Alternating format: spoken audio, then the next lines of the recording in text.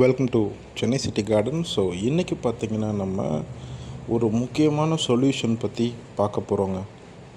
இந்த ஒரு சொல்யூஷன் இருந்தால் போதும், உங்கள் மாடி தோட்டமே சூப்பராக இருக்குங்க. அப்படி என்ன சொல்யூஷன்னு பார்க்குறீங்களா? வேறு ஒன்றும் கிடையாது, கார்லிக் பீல் சொல்யூஷன் தான். அதாவது பூண்டு தோல் கரைசல். ஸோ நீங்கள் பார்த்துட்ருக்கிறது போல் பூண்டு தோல் எடுத்து ஒரு 1.5 லிட்டர் தண்ணி இதில் மிக்ஸ் பண்ணி வச்சிடலாங்க.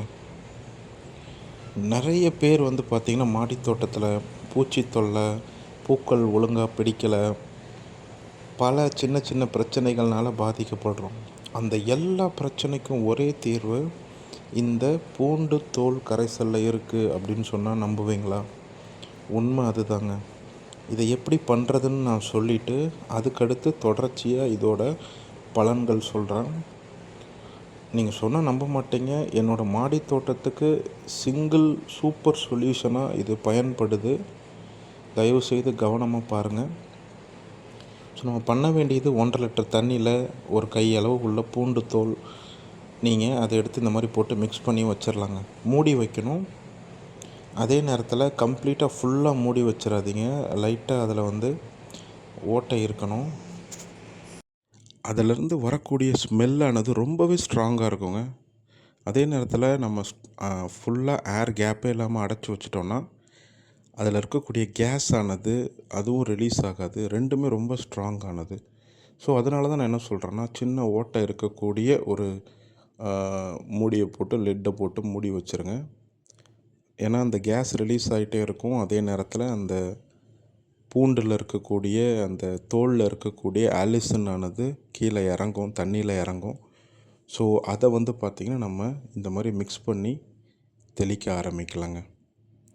ஸோ இது எவ்வளோ நேரம் வச்சுருக்கணும், ஊற வைக்கணும் அப்படின்னு பார்த்திங்கன்னா, ஒரு நாள், அதாவது 24 ஹவர்ஸ் போதுமானது.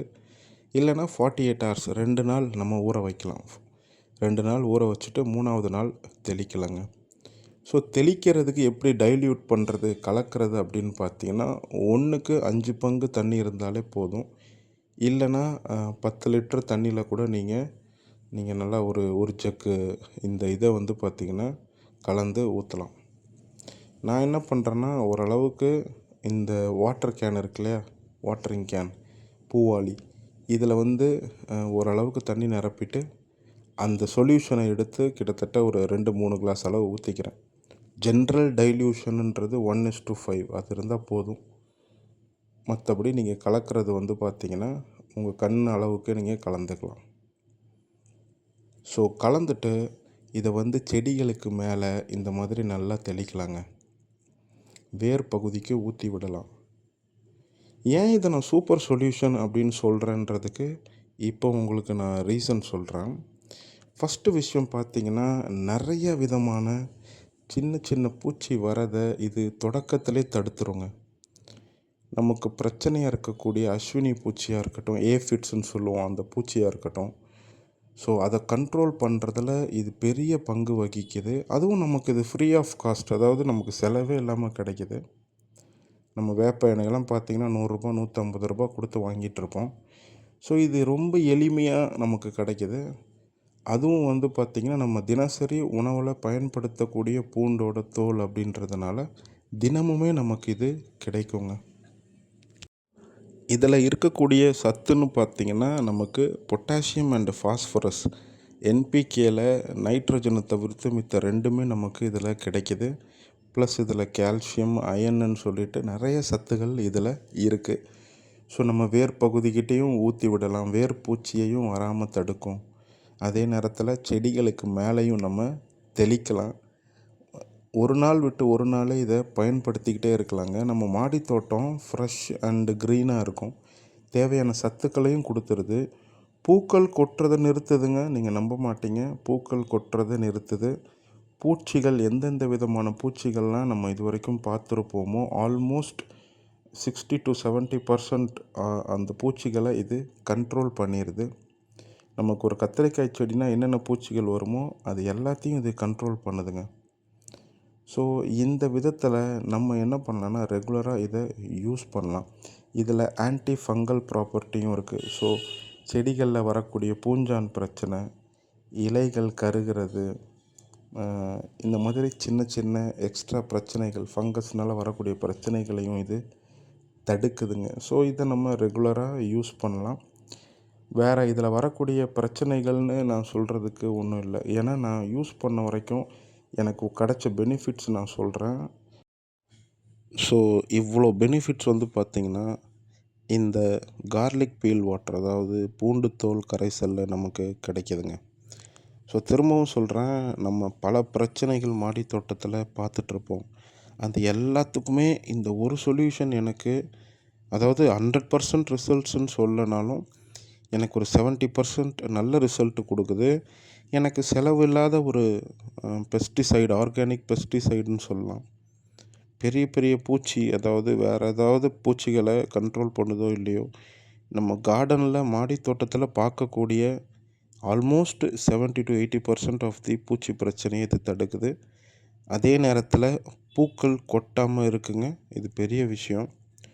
ப்ளஸ் வேர் பகுதியில் வரக்கூடிய பிரச்சனைகள், ஒரு செடியில் நீங்கள் ஹார்வெஸ்ட் பண்ண அப்புறம், அதாவது கத்திரிக்காயோ தக்காளியோ பறித்த அப்புறம் இது தெளிச்சிங்க அப்படின்னா ஓரளவுக்கு அதிக பூக்கள் கொட்டாமல் அடுத்த லெவல் ஹார்வெஸ்ட்டுக்கு செடியானது ரெடி ஆகுதுங்க.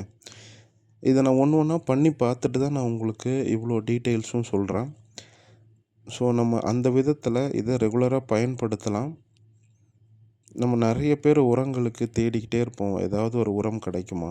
நான் சீவீட் லிக்விடாக இருக்கட்டும், வெர்மி கம்போஸ்ட் லிக்விட் ஃபர்டிலைசராக இருக்கட்டும், இந்த மாதிரி விஷயங்களை ரெகுலராக கொடுத்துட்டு வந்தேன். பட் இதை வந்து பார்த்திங்கன்னா நடுவில் ஒரு நாள், இப்போது ஒரு வாரத்தில் 2 விதமான லிக்விட் ஃபர்டிலைசர் கொடுக்குறீங்க அப்படின்னா இதை ஒரு 3வது ஃபர்டிலைசராக, உரமாக லிக்விட் ஃபர்டிலைசராக கொடுக்கலாம்.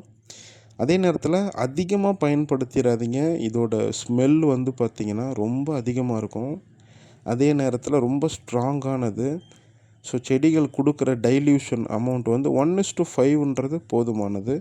1 கப்பு தண்ணி, அதாவது இந்த பூண்டு தோல் கரைசல் 1 கப்பு தண்ணி இருக்குது அப்படின்னா 5 கப்பு சேர்த்திங்கன்னா போதுமானது. அந்த டைல்யூஷன் போதும்.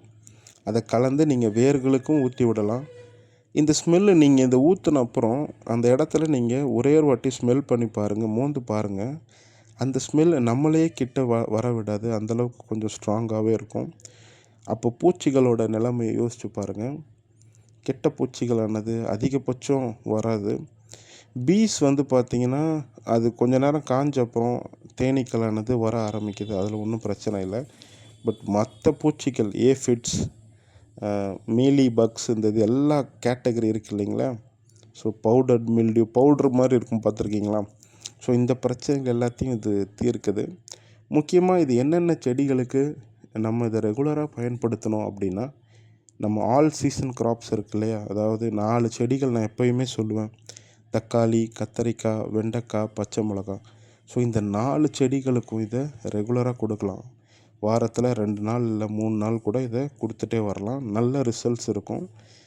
ஃபங்கஸ் பிரச்சனையும் இலை சுருட்டலோ வராமல் தடுக்குங்க. இந்த வீடியோ உங்களுக்கு பிடிச்சிருக்கும் அப்படின்னு நம்புகிறேன். பிடிச்சிருந்துச்சின்னா ஷேர் பண்ணுங்கள், லைக் பண்ணுங்கள், நம்ம சேனலுக்கு சப்ஸ்கிரைப் பண்ணுங்கள். தேங்க்யூ.